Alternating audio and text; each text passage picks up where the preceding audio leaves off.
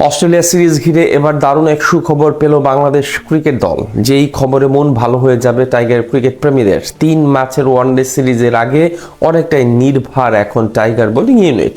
বিপরীতে কপালে চিন্তার ভাঁজ প্রতিপক্ষ অজিদের। অস্ট্রেলিয়া সিরিজে আগে তবে কি এমন সুখবর পেল বাংলাদেশ, সেটাই জানবো রিপোর্ট।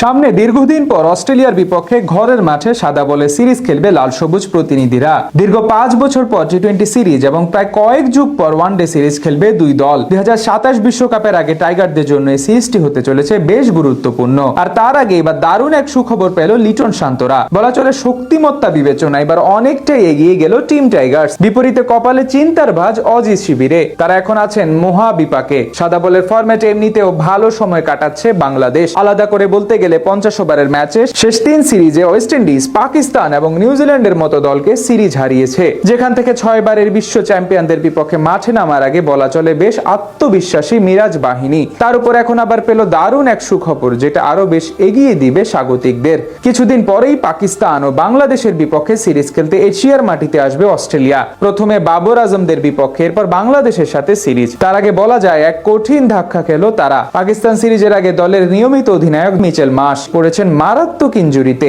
আইপিএল খেলতে গিয়ে পাওয়া চোটের কারণে আগামী সিরিজ থেকে ছিটকে গিয়েছেন ডান হাতে এই অলরাউন্ডার। এমনকি বাংলাদেশের বিপক্ষে সিরিজও এখন অনিশ্চিত তার জন্য।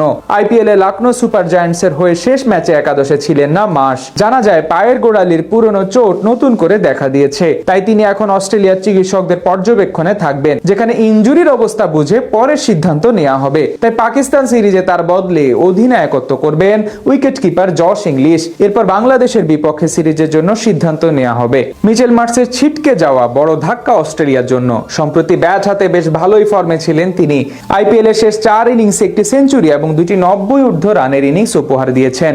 বাংলাদেশের সাথেও তার পরিসংখ্যান বেশ দারুণ। 2023 সালে শেষ ম্যাচে 177 রানের এক অসাধারণ ইনিংস উপহার দেন এই ব্যাটার। তাছাড়া বর্তমানে অজিদের ব্যাটিং ইউনিটের অন্যতম বড় নাম মিচেল মার্শ। যেখান থেকে তার ছিটকে যাওয়া অজিদের জন্য যেমন বিপদের, তেমনি বাংলাদেশের জন্য এক সুখবর। বিশেষ করে এশিয়ার কন্ডিশনে তিনি বরাবরই ছিলেন সফল। তাই তিনি যদি শেষ অবধি না থাকেন তাহলে সেটি বাংলাদেশের বোলারদের জন্য ভালো হবে। এমনিতে এই সিরিজে তাদের সাথে নেই মিচেল স্টার্ক, জস হ্যাজেলউড ও প্যাট কামিন্সের মতো 3 সেরা বোলার। তার উপর যদি এখন মিচেল মার্শ না খেলেন তাহলে অনেকটা শক্তি কমে যাবে অজিদের। এখন দেখার পালা মার্শের বিকল্প হিসেবে কাকে উড়িয়ে নেবে অজিরা।